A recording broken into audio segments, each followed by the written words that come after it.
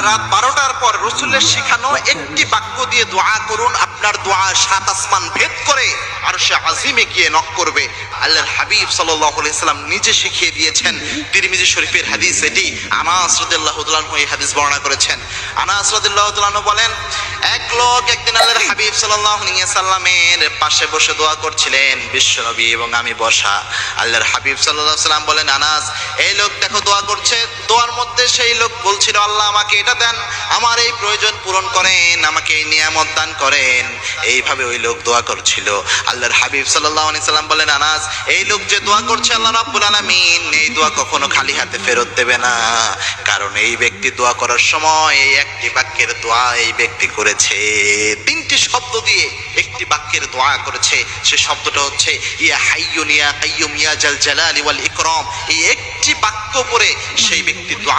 বৃহস্পতিবার